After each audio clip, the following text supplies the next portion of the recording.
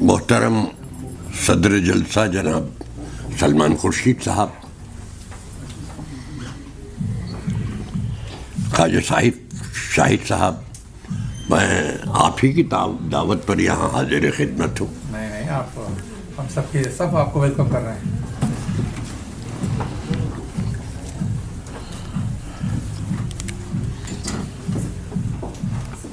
میں نے جب خواجہ صاحب نے یہ مہربانی کی کہ تذکرے کے پانچوں جلدیں اور اس پر جو خود لالا صاحب کی زندگی میں ریویو ہوئے تھے ان کا انگریزی ترجمہ مجھے بھیجا، یعنی وہ 6 کتابیں ہیں اور یہ سب ایک مہینے میں ہو رہا ہے، تو ظاہر ہے ایک مہینے میں 6 کتابیں تو آپ نہیں پڑھ سکتے۔ بہرحال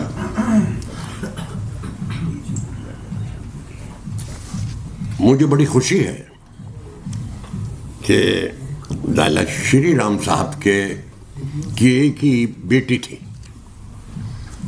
یہ سب کچھ جو جلسہ ہو رہا ہے اور جو کتابیں چھپی ہیں اور اس کے لیے جو زحمتیں اٹھائی گئی ہیں وہ ان کی لڑکی کی اولاد ہے۔ اور جب میں ابھی یہاں بیٹھا ہوا اس پر غور کر رہا تھا تو مجھے ایک بڑے دلچسپ اتفاق کا خیال آیا اور میں نے سوچا کہ میں اس اتفاق کا ذکر کروں گا۔ اس جلسے کی صدارت ایک بڑے نانا کے الحمدللہ بڑے نواسے کر رہے ہیں۔ اسی طرح یہ سب جلسہ ولسہ اور وہ کتابوں کی اشاعت لالا صاحب کے نواسوں کے نواسے اور بیٹے وہ خاندان کے افراد کر رہے ہیں۔ سچی بات یہ ہے کہ وہ 6 کتابوں کا چھاپنا کوئی مذاق نہیں تھا۔ میں ابھی کرم فرما ہے میرے شاہد صاحب نے کہا کہ بھائی یہ فارسی پڑھاتے ہیں دلی یونیورسٹی میں، تو میرا جو تھیسس تھا اس کا عنوان تھا Indo Persian literature produced during the first half of 19th century۔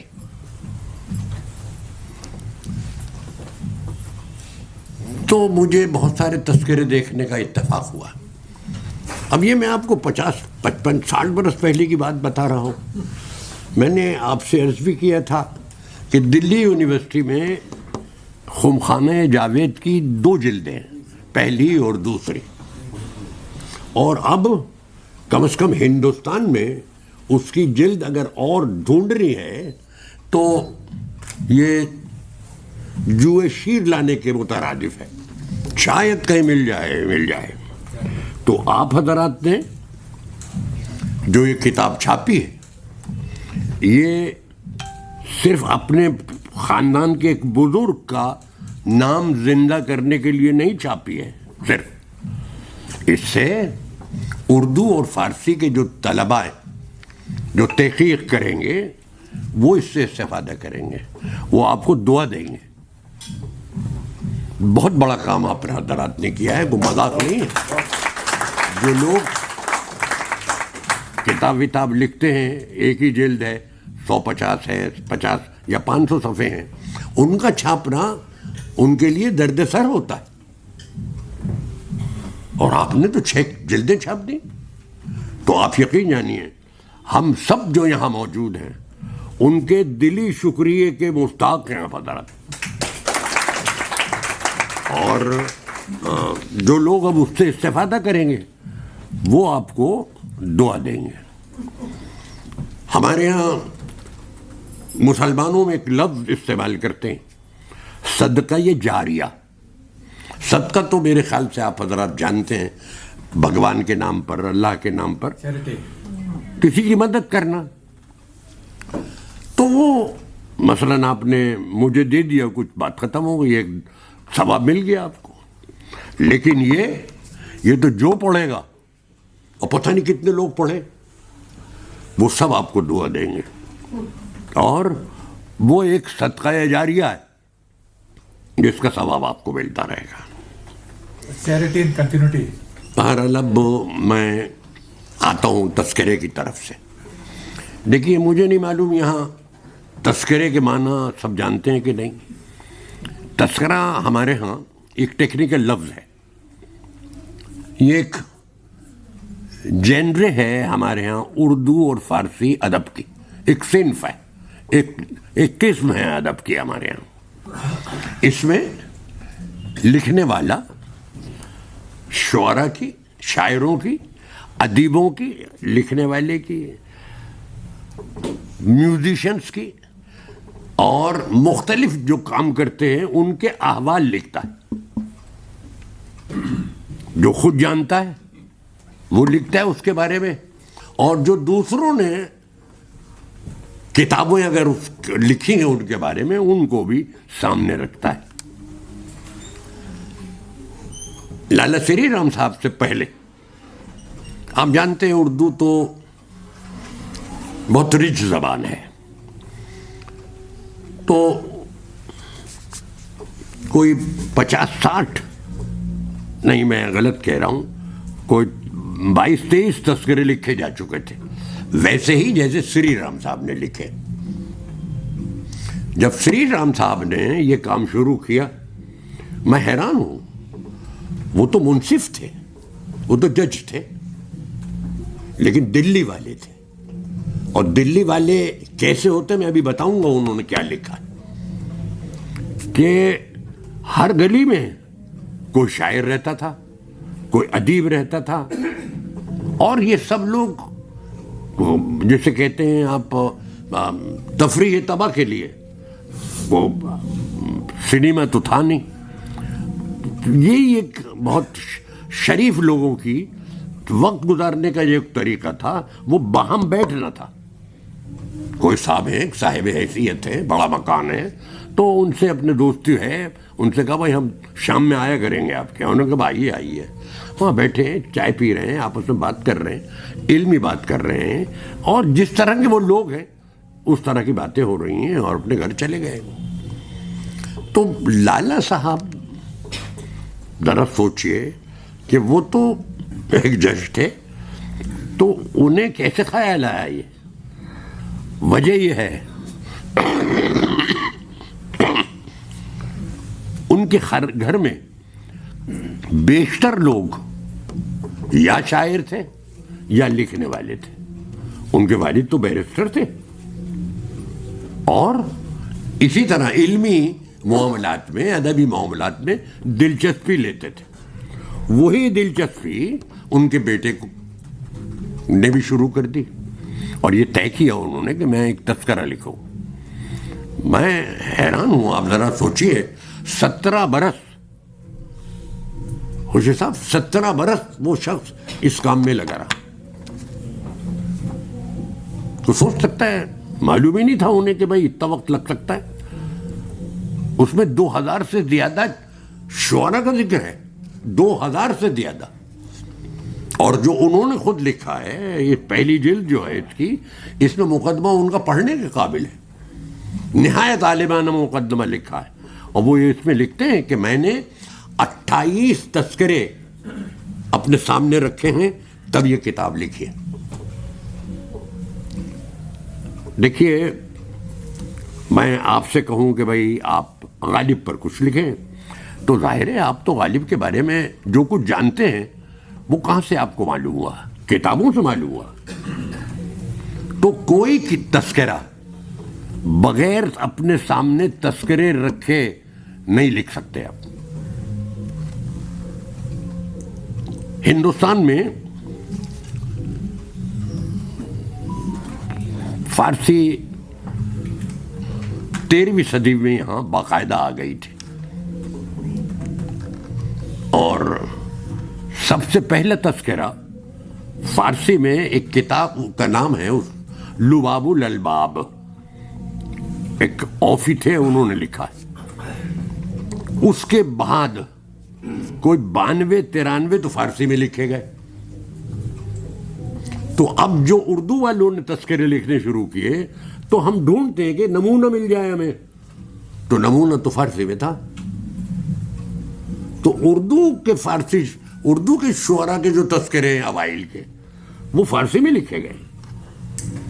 ایک تو یہ کہ اردو زبان اس زمانے میں اس قدر ترقی نہیں کر سکی تھی کہ وہ یہ فنی چیز اردو میں لکھ سکتے لوگ.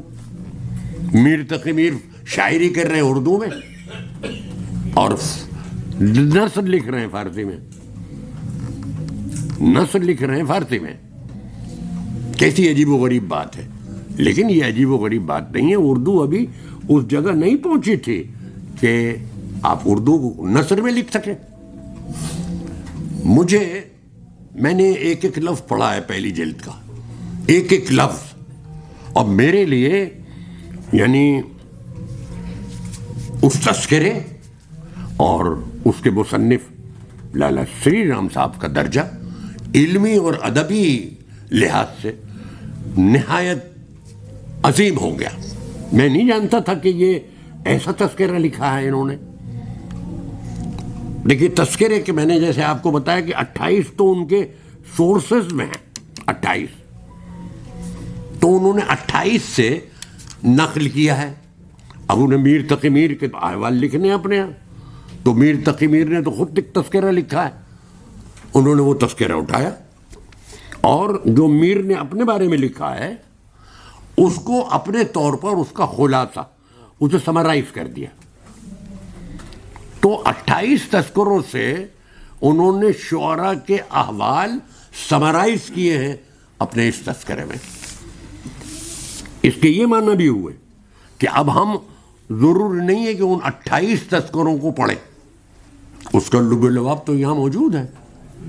کون ڈھونڈے اب 28 تذکرے؟ پتہ نہیں سب ملے یا نہ ملے، لیکن ہمیں ایک کتاب میں وہ سب ملے. سورسز کی بڑی اہمیت ہوتی ہے ہمارے یہاں کتاب میں. جتنے اہم تذکرے لکھے گئے، جتنے اردو میں اہم تک، وہ لالا جی کے سامنے تھے.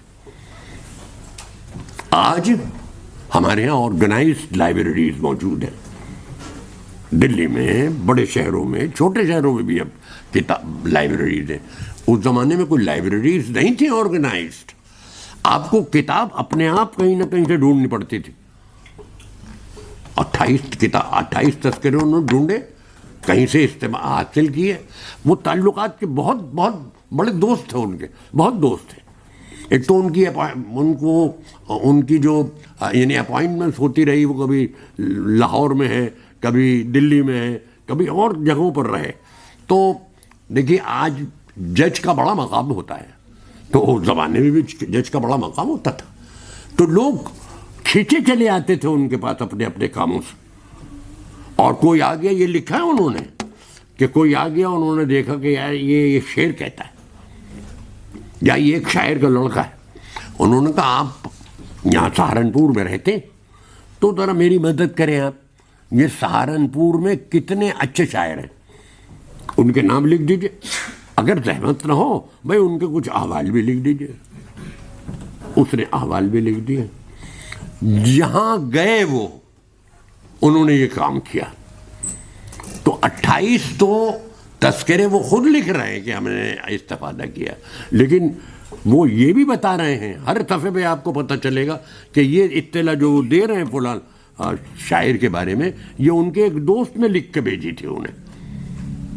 اب جو ایک دوست نے لکھ کے بھیجی تھی، وہ اس دوست نے کسی اور تذکرہ نویس کو نہیں بھیجی، وہ تو انہیں بھیجی تھی. تو اب وہ جو اطلاع لالا جی نے اپنے اس تذکرے میں دی ہے، وہ کسی تذکرے میں نہیں ہے، کسی تذکرے میں نہیں ہے، اسی میں ہے. ایک تذکرے کی خصوصیت یہ ہوتی ہے کہ آپ نے آیا کوئی ایسی اطلاع بھی دی ہے جو کسی اور تذکرے میں نہیں ہے. میں ایک بڑی دلچسپ بات آپ کو بتاتا ہوں. لالا جی کے تذکرے میں 20 ایسی باتیں جو ہمیں کسی اور تذکرے میں نہیں ملتی. مثلا ذوق سے کون واقف نہیں ہے؟ میرے لیے بڑی دلچسپی کی بات یہ تھی، میں نے ذوق پڑھا، اور یہ پہلی جلد میں نہیں ہے، اور میں چاہتا تھا کہ میں دیکھوں کہ ذوق کے بارے میں انہوں نے کیا لکھا. یہ میں آپ کو بتا دوں, دلی میں ہم غالب کو بہت بڑا شاعر مانتے ہیں, تھے بھی وہ بڑے شاعر, لیکن دلی والے کی نگاہ میں ذوق بڑے تھے. وہ ذوق کو استاد کہتے تھے, وہ نام نہیں لیتے تھے ذوق, استاد ذوق. کسی نے استاد غالب نہیں کہا, غالب کہتے تھے خالی, لیکن ذوق تو استاد کا ذوق ہے. یہ باعث مجھے کہنے دیجئے, یہ لالہ جی کی بھی ہیں, انہوں نے بڑی عجیب بات لکھی ہے ذوق کے بارے میں. اب ذوق کے بارے میں بہت کام ہوا ہے ان کے بعد, ظاہر ہے وہ اطلاعات اس میں نہیں ہیں, تو ایک آدھا صفحہ لکھا ہے انہوں نے. لیکن ایک بات جو لکھی ہے وہ کسی اور تذکرے میں نہیں ہے. یہاں اردو کے الحمدللہ اساتذہ تشریف رکھتے ہیں, وہ کنفرم کریں گے اس کو. وہ کہنے لگے کہ جناب والا 4-5 تذکروں کا ذکر کیا اور کہا ان تذکروں میں جب میں نے دیکھا, ذوق کا حوال لکھ رہا تھا, تو کسی نے ان کے والد کا ذکر نہیں کیا. دیکھیے کیسی عجیب و غریب بات ہے, آپ میرا نام لے رہے ہیں لیکن میرے والد کا نام نہیں لکھ رہے. یہ تو بنیادی بات ہے. اگر آپ میرا تعارف کرانا چاہتے ہیں, میرا نام لکھیں گے, میرے والد کا نام لکھیں گے, میں کہاں رہتا ہوں یہ لکھیں گے. تو کسی تذکرے نے, تذکرہ نویس نے یہ نہیں لکھا کہ ان کے والد کا نام کیا تھا. اب اگلی بات کہتے ہیں, ذوق کے ایک شاگرد تھے محمد حسین آزاد, معروف آدمی ہیں, بہت محترم آدمی ہیں. آب حیات ایک کتاب لکھی ہے, پڑھ لیجئے, اب انتقال نہیں ہوا, یہ معنی ہیں آب حیات کے. تو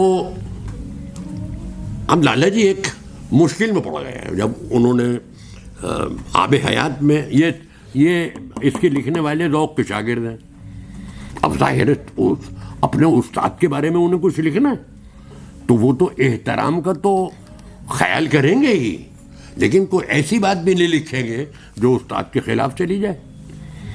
ہم سب کاسٹ کے مریض ہیں اور لا علاج مرض ہے یہ, مسلمانوں میں بھی ہے یہ. تو انہوں نے یہ لکھا, آزاد نے, لالا جی نے پڑھا کہ ان کے والد کا نام رمضان تھا اور وہ سپاہی پیشہ تھے. اب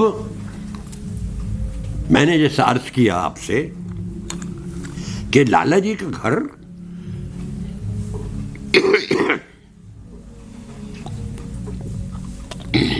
دلی کے جو شعراء تھے, ادبا تھے, صاحب ذوق لوگ تھے, وہ سب جمع ہوتے تھے ان کے بعد, آتے رہتے تھے مختلف کاموں سے.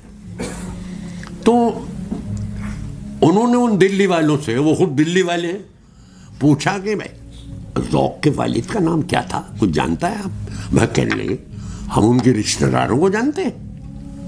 تو کہنے لگے کیا کرتے ہیں وہ کہنے لگے وہ جراح ہیں. اب آپ دیکھنا, میں اس کی توضیح نہیں کروں گا کہ جراح کے کیا معنی ہے. جراح کے انگریزی میں تو سرجن ہے مانا, تو وہ سرجن نہیں تھے, وہ ایک معمولی کام ہوتا تھا. انگلی کٹ گئی ہے آپ چلے گئے, پھنسی ہو گئی ہے آپ چلے گئے. اور وہ باربر کی دکان پہ بیٹھا کرتے تھے, میں نے بھی دیکھا باربر کی دکان پہ وہ لوگ بیٹھا کرتے تھے, معمولی کام کرتے تھے. اب وہ آزاد کیسے لکھ دیں گے؟ تو لالا جی کہتے ہیں کہ استاد کے احترام کی ترنگ میں یہ لفظ استعمال کیا ہے لالا جی نے, وہ دلی والے, اور یہ جو لفظ ہے یہ دلی میں استعمال ہوتا ہے زیادہ.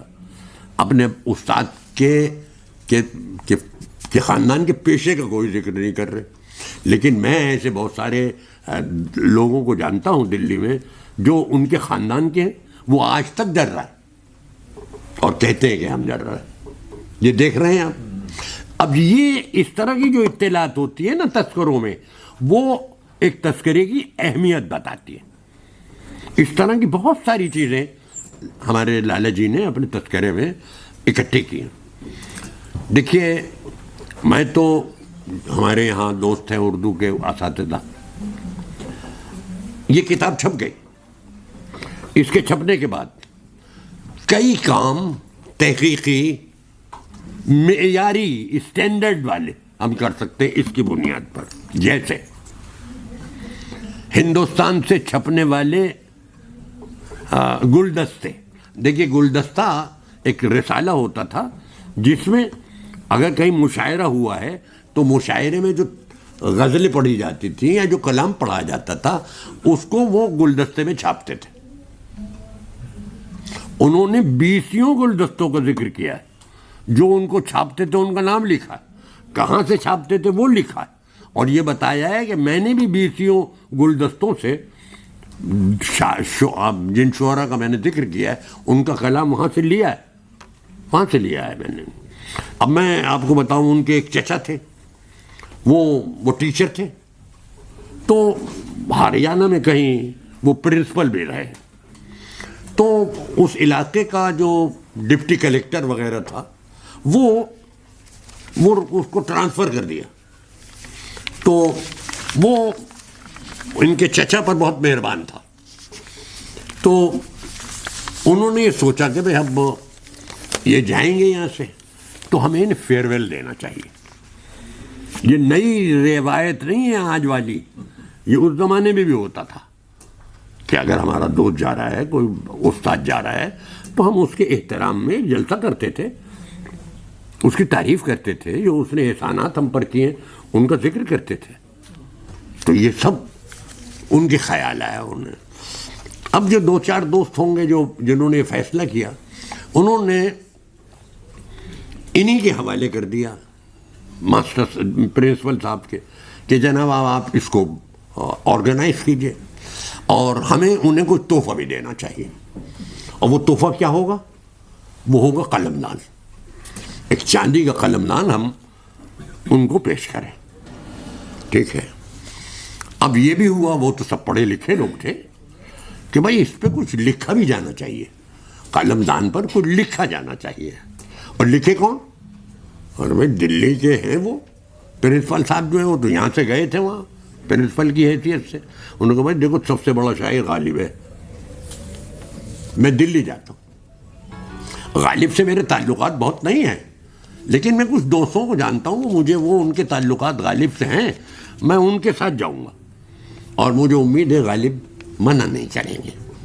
وہ آئے غالب کے پاس اور اپنی مشکل بتائی کہ جناب ہم نے قلم دان دینا ہے اپنے پرنسپل, وہ جو ہمارے ڈائریکٹر تھے وہاں, ان کا ٹرانسفر ہوا ہے, تو ہم چاہتے ہیں اس پر کچھ لکھ کر دیں, اور جو کچھ لکھیں گے وہ آپ لکھیں.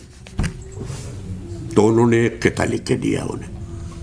میں وہ قطعہ پڑھتا ہوں.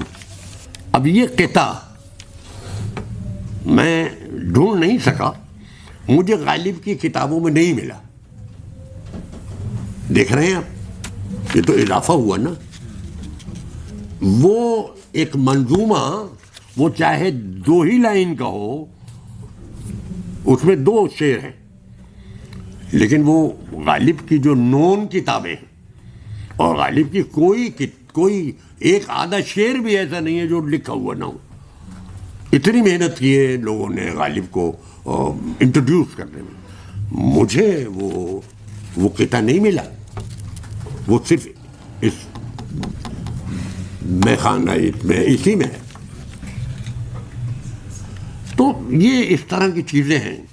بہرحال میں بہت ساری باتیں میں نے آپ کو بتایا ہو, تب بہت محنت سے اسے پڑھا ہے اور لکھا ہے, لیکن میں 2-4 شعر پڑھتا ہوں جو آپ کو پسند آئیں گے, جو لالا جی نے اپنے تذکرے میں نقل کیے. دیکھیے, یہ ہمارے یہ کہا جاتا ہے کہ غالب نے بھی یہ بات کہی ہے کہ میں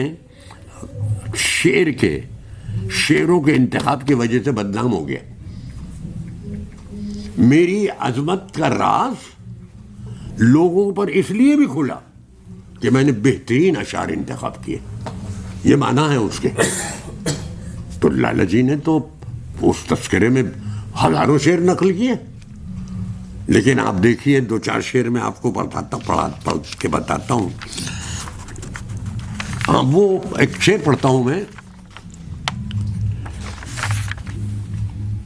محمد حسین آزاد پر زندگی میں آخر یہ بہت بڑے آدمی ہیں اردو ادب کے, بہت بڑے آدمی ہیں. ان کی کتاب آب حیات وہ ایسنشل کتاب ہے اردو والوں کے لیے. بغیر اس کو پڑھے آپ اردو کچھ نہیں جانتے. ایسی شخصیت ہے, لیکن وہ عمر کے آخر میں وہ جنون میں مبتلا ہو گئے تھے, ہوش و حواس ان کا باقی نہیں رہتا تھا. تو وہ لالا جی کے ایک رشتہ دار کے پاس آئے آخر میں. تعلقات تھے, آتے رہتے ہوں گے. تو وہ یہ لکھتے ہیں کہ وہ آئے میرے پاس, جنون ان پر طاری تھا, تو وہ 2 گھنٹے میرے پاس بیٹھے رہے. یہ لکھا ہے انہوں نے, لیکن صرف یہ شعر پڑھتے رہے. اب وہ شعر بڑا عجیب و غریب ہے. اور ان سے یہ کہا, شعر پڑھا اور کہا کہ اب آپ اس کے معنی خود ہی کیجیے گا. میں شعر پڑھتا ہوں, دیکھیے آپ. پردہ در کعبہ سے اٹھا دینا ہے آسان, پردہ در کعبہ سے اٹھا دینا ہے آسان, پر پردہ رخسار صنم اٹھ نہیں سکتا.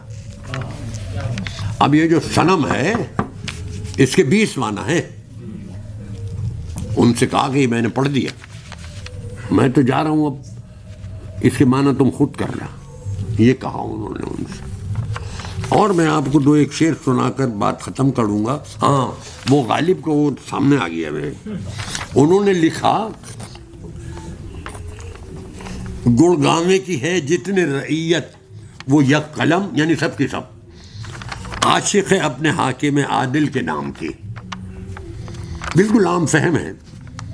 سو یہ نظر فروز قلمدان نظر ہے مسٹر کوان صاحب عالی مقام کی. میں اس کو ڈھونڈا, میں نے جو میرے پاس 2-1 کتابیں تھیں, مجھے ملی نہیں ان کی کتابوں میں. اور اگر ایسا ہے تو یہ تو بہت بڑی بات ہے کہ غالب جیسے مشہور شاعر کہ 2 شعر خم خانہ جاوید میں. اچھا, خم خانہ جاوید آپ نے معنی پوچھے, آپ نے معنی کیے بھی. خم خانہ جاوید کا مطلب یہ ہے, میں معنی نہیں بتایا, معنی تو آپ نے بتا دیے, کہ جو ایک گھونٹ پیے گا اس تذکرے سے لالا جی وہ عمر بھر ہوش میں نہیں آئے گا. یہ معنی ہے اس کے. خم خانہ یہ جاوید آپ پڑھیں اور بس مگن رہیں گے, ارے بھائی کیا کہا لالا جی نے, ارے بھائی کیا کہا. یہ ہے. اب لالا جی نے ایک شاعر کا ذکر کیا, اس کا تخلص تھا اٹل. ظاہر ہے اٹل بہاری واجپئی سے مراد نہیں ہے, تو 19ویں صدی کے کوئی صاحب تھے اور ان کے احوال لکھے ہیں. ایک صاحب تھے ہمارے یہاں ایک بہت معروف اردو کے اور فارسی کے شاعر جعفر زٹلی گزرے. مزخرف بکتے تھے, جو منہ میں آیا بک رہے, گالیاں بھی دیتے تھے شعر میں. ان کے ایک شاعر شاگرد تھے, تو ان کا احوال لکھا ہے انہوں نے, لالا جی نے. اور یہ بڑی خوبی ہے اس تذکرے کی کہ 20 شاعر ایسے ہیں جن سے لالا جی کے پرسنل تعلقات تھے. وہ انہوں نے خود ان سے ان کی زندگی کے بارے میں اطلاعات حاصل کی تھی, اور ان کے اشعار پر, ان کے کلام پر جو تبصرہ کیا ہے لالا جی نے, آپ یقین جانیے.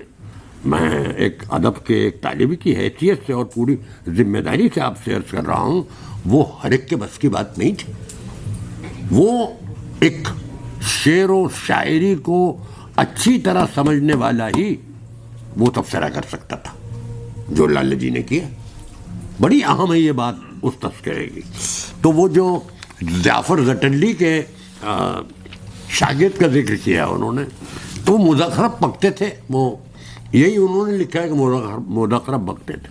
لیکن ان کا شعر بھی ایک لکھا ہے کہ بھائی ایک شعر ان کے میں نے کلام پڑھا تو ایک ایسا شعر ملا کہ جو میں اپنے تذکرے میں نقل کر سکتا ہوں. وہ آپ سنیں, مزے کا ہے. زلف ہے چہرے پہ یا جنجال ہے, زلف ہے چہرے پہ یا جنجال ہے, جنبش ابرو ہے یا بھونچال ہے. اب دیکھیے یہ خوشی صاحب اس طرح یہ حضرات اور ان کا کلام مجالس میں یعنی ایک دل خوش ہو جائے. آپ غالب پڑھ لیں, بور ہو گئے غالب پڑھ کر, دو غزلیں پڑھ کر اس سے, اب نے کہ لاؤ بھائی جعفر تٹلی پڑھ لو ایک دو چار. تو طبیعت میں ایک فرحت سی محسوس ہوئی, جو ایک سیریس ہو گئی تھی آپ کی طبیعت, وہ آپ کو. بہرحال میں اور نہیں آپ کا وقت لوں گا, میں نے تو بہت مفصل لکھا تھا, لیکن میں ایک بات آپ سے عرض کرنا چاہتا ہوں. جی چھپا دیں گے آپ کا یہ مضمون. ہاں بہت بہتر ہے. تو میں آپ سے یہ کہنا چاہتا ہوں, ہم بڑے عجیب و غریب دور سے گزر رہے ہیں.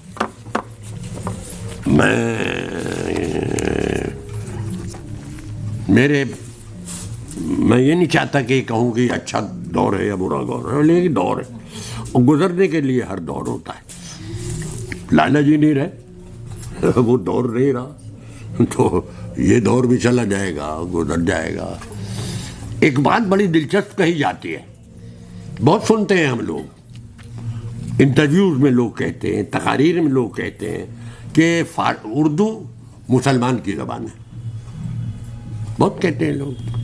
یہ اتنی بڑی تعداد میں یہاں لوگ بیٹھے, اور لالا جی کا یہ تذکرہ, یہ اس سے بڑا کیا ثبوت ہوگا کہ اردو مسلمان کی زبان نہیں ہے, وہ ہندو کی زبان بھی ہے. میں یہاں تک آپ سے بس اجازت لوں گا. بہت بہت شکریہ, آپ نے میری گفتگو توجہ سے سنی.